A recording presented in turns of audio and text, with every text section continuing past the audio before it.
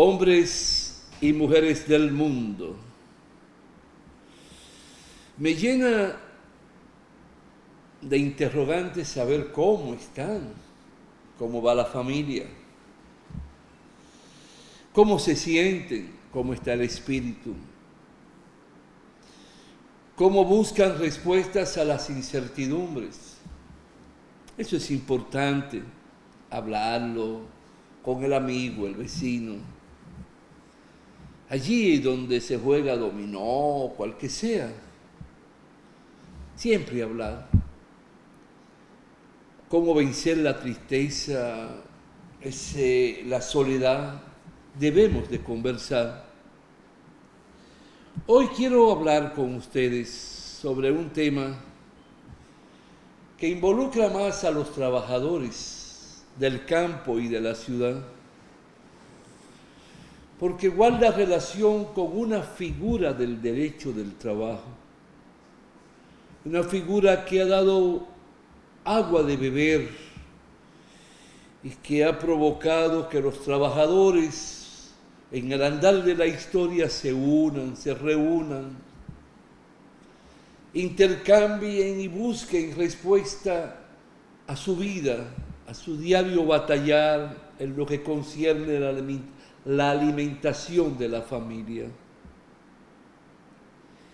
Y esa figura con la cual buscamos abastecer la alimentación, con la cual buscamos dar respuesta a la salud cuando la seguridad social no me ampara, con la cual buscamos dar respuesta si quiero llevar a mi esposa o el esposo, compañero o compañera, la familia, a almorzar, a comerme un helado, un sándwich, o sea, con lo que tengo que pagar.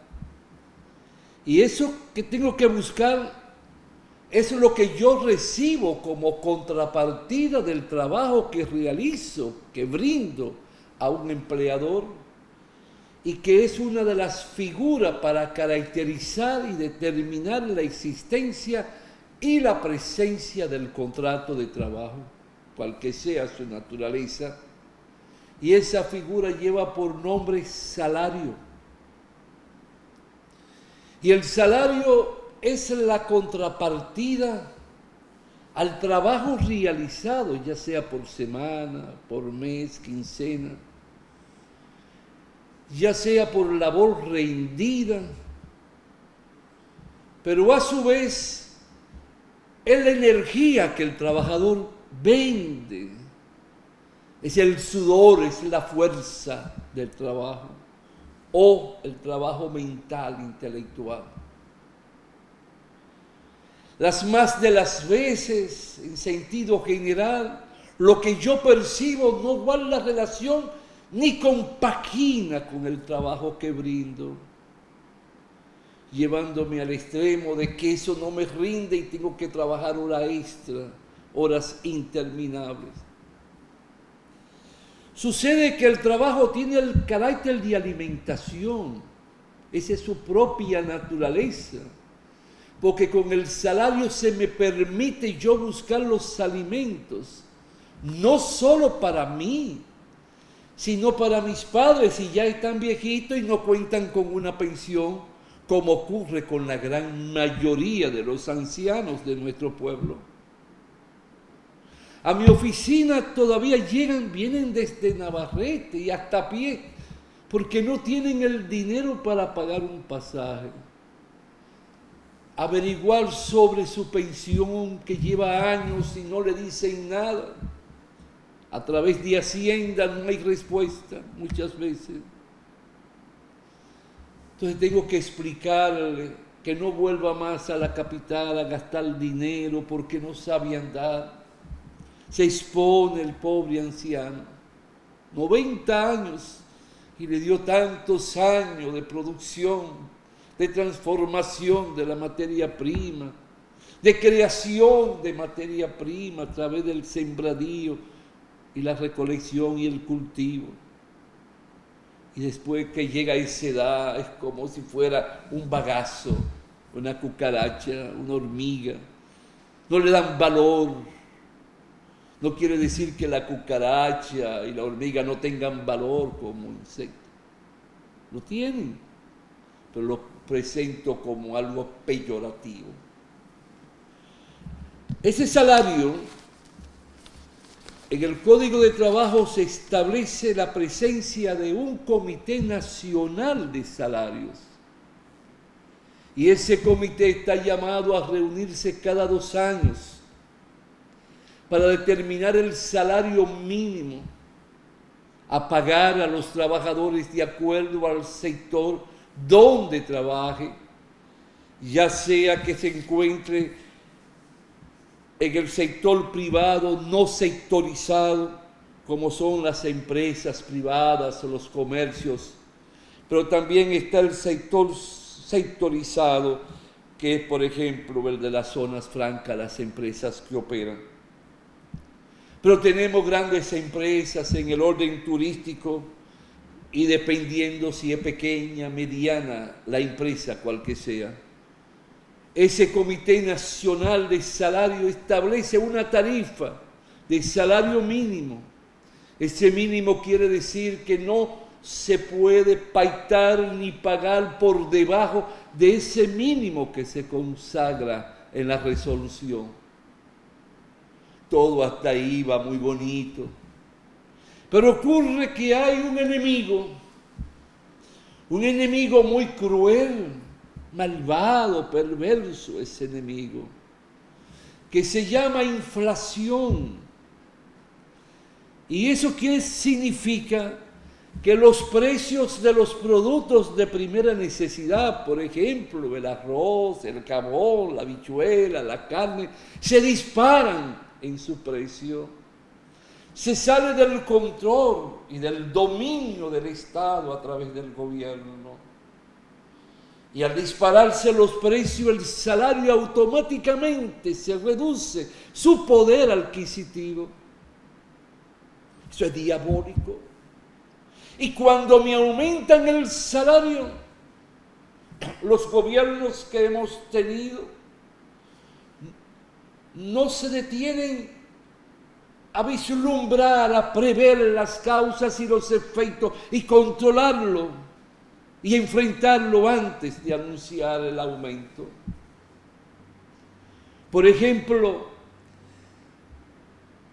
si voy a aumentar el salario porque la inflación ya lo ahoga, yo debo de sentarme en la mesa, allí en el Palacio Nacional, con los principales importadores, o sea, los grandes supermercados y almacenes, para llegar a un acuerdo y tener la condescendencia de ellos, y que tomen conciencia para la valía de la paz, la estabilidad y la seguridad en el país, de hacer un listado de los 15, 20 o 25 productos alimenticios, no solo alimenticios, te hablé del jabón y de otros que se ven todos los días en la casa, llegando al papel sanitario, de que ellos van a ceder y aceptar no aumentar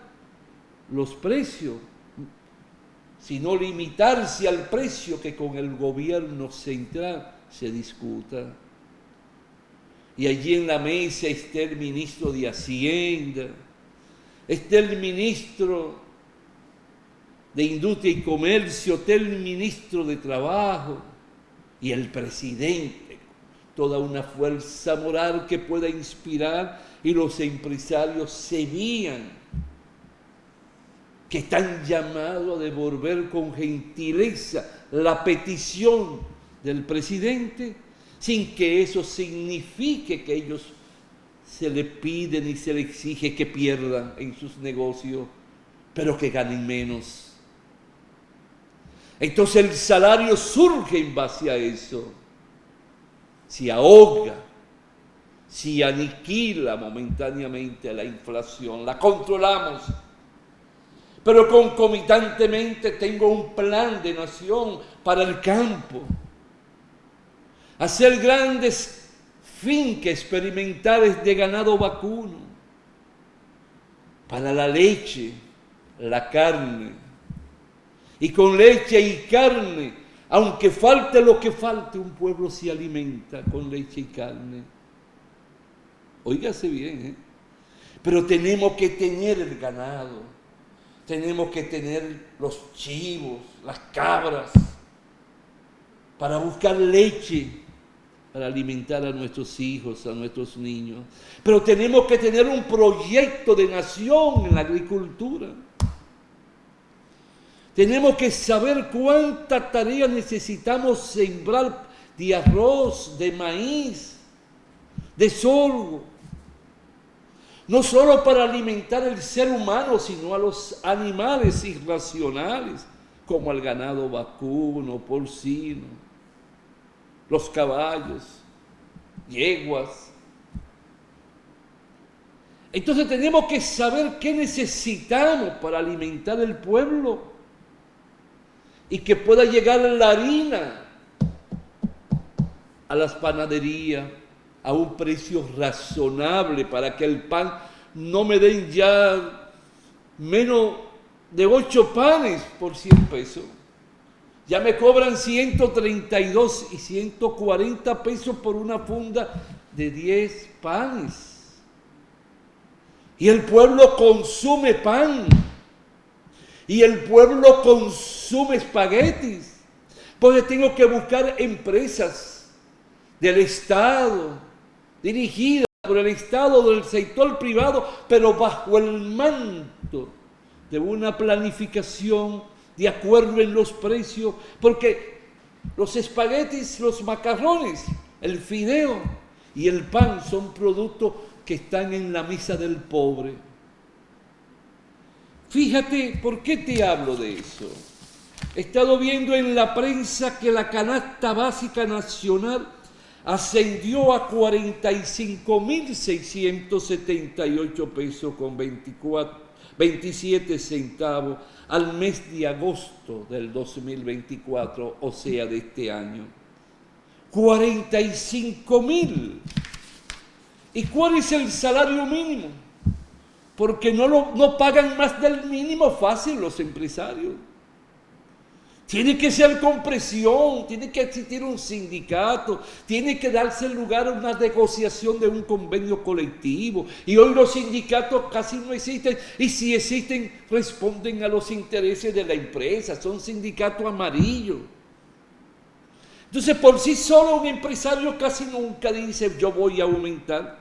Hay excepciones que le gusta pagar porque sabe que eso le provoca respuestas positivas. Pero, por ejemplo, si nosotros vemos que el salario mínimo en las empresas que son grandes, donde hay más de 151 trabajadores y una venta bruta al año de 202 millones, entonces el trabajador recibe 25.116 pesos, llévalo a 30, pero sucede que la canasta es de 45.600, me están faltando casi 16.000 pesos. ¿Cómo doy respuesta que mi hijo se sienta tranquilo si no puedo comprar la leche? ¿Cómo siento que mi mujer duerma tranquila, que es la que controla el hogar, es la que me alimenta, es la que dirige la familia, el hogar? ¿Cómo puede hasta hacer el amor tranquila mentalmente conmigo? ¿Cómo se me puede entregar a la pobrecita si no le dejo el dinero porque no me da para comprar todo lo que se necesita y poder comer caliente 3 veces al día? Pero ocurre que si yo me voy a las empresas medianas en el sector sectorizado y esas no sectorizado, y esa empresa tiene un salario mínimo de 23.023 pesos, ¿cómo me va a dar? Ya estamos hablando de casi 20.000 y pico de pesos, 22.000 pesos de diferencia. Entonces me pregunto, ¿Por qué dicen que todo va bien? ¿Por qué dicen que el país es una potencia del Caribe, de Centroamérica y de Latinoamérica? Y sucede que estamos recibiendo lo que más ganan en el mínimo un 50% menos, y cuidado si más, de lo que debe de ser mi poder adquisitivo, que me están diciendo que eso es el Banco Central, 45.678. Entonces hay tristeza, no podemos mentirle. ¿Qué espíritu de alimentación para el regocijo, la paz y la estabilidad puede existir en un hogar? Por ejemplo, en la zona franca, si no trabaja en horas extras interminables, 16.700 pesos el salario mensual. Si tú te vas entonces al sector del turismo, bares, restaurantes, es 16.800. Y las pequeñas empresas turísticas, 14.161, donde más cara es la vida todavía. ¿Cómo viven esos camareros? ¿Cómo viven esos que trabajan en hoteles, que no sea por las propinas que le den, pero no a todos le dan propina? ¿Cuánto le cuesta llegar al hotel en pasaje? ¿Cuánto le cuesta retornar al hogar? Entonces, eso me dice a mí que hay un problema grave, que hay una inflación que los precios no los soportamos y el salario pierde su razón de ser, pierde el tributo de ser la respuesta a la alimentación, a la paz, a la estabilidad. No te estoy hablando por hablar en contra de nadie, porque eso vengo sosteniéndolo, no importa el partido que haya estado en el poder. Por eso siempre he dicho, tú me vas a aumentar el salario. ¿Y qué va a pasar con el pasaje mañana, el precio? ¿Qué va a pasar mañana con el combustible? Y si el combustible está caro y sigue subiendo, todo se dispara, porque todo se mueve con combustible, sea gasoil, sea gas, sea gasolina. Incide directamente en los precios. Pero todavía es más terrible la discriminación en la práctica entre el salario al hombre y a la mujer. No solo al simple obrero. Él estudió ingeniería industrial, la mujer estudió ingeniería industrial. Los dos se graduaron en el mismo año. Los dos tuvieron notas sobresalientes. Pero el hombre gana 77.000 y la mujer 57, 20.000 menos porque es mujer. Y es la llamada a tener el derecho a ganar igual que el hombre, porque trabaja con más sabiduría las más de las veces que el hombre. Y más en estos tiempos, que es tiempo de mujer. Las mujeres están jugando una posición estelar en el globo terráqueo. Por ejemplo, el día 1 del mes que viene, de octubre, toma posesión en México, donde hay más de 130 millones de habitantes, una mujer. Y ya decidió que los cadetes que le van a servir de seguridad, que van a andar, van a ser 7 mujeres. Cadete. Y se está buscando que si hay ministro, hayan el 50% de ministras mujeres y 50% de hombres. Agarrado de mano. No ese feminismo trasnochado de que, no, agarrado de mano, caminando juntos como seres humanos. Sin protagonismo, sin que soy yo, sin machismo, pero tampoco que la mujer. No, los dos juntos caminamos, nos ayudamos, solidarios. Entonces esta conversación de hoy sobre el salario llama la atención, señor presidente, y hay que ponerle atención Porque si ahorita usted firma con el Fondo Monetario, señor presidente, si ahorita usted llega a una reforma fiscal y tiene que aumentar todo, y no hay un equivalente en la relatividad para la igualdad, los trabajadores van a contar con algo que no será un salario, será una suma cualquiera que toma y ver qué hace. Salario es cuando yo tengo el derecho de recibir una cantidad de dinero y dar respuesta a las necesidades y exigencias de la familia. Donde yo llevo con mi salario la paz y la tranquilidad, no para consumir lo que consume un rico, que si se lo gana religiosamente hay que aplaudirlo y no hay que criticarlo. Si lo que se gana es porque le queda después que paga los impuestos. No, eso es correcto.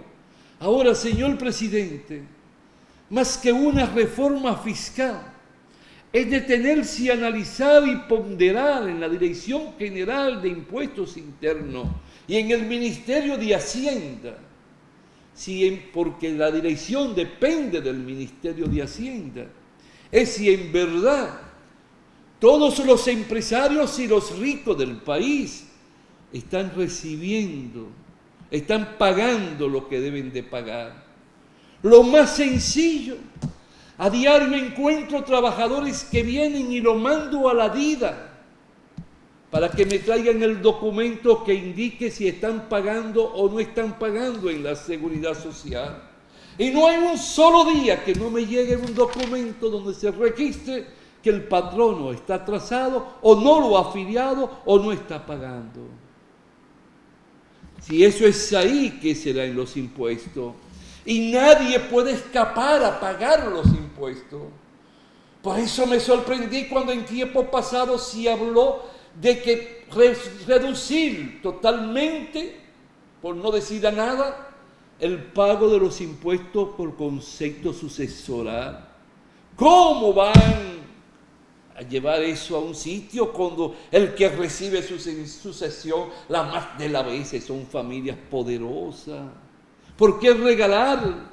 Lo que tenemos que hacer es ver por qué no pagan y quién no paga y hacerle pagar y cumplir y someterlo a los tribunales y comprometer a los jueces a que den sentencia rápido, no que archiven el expediente.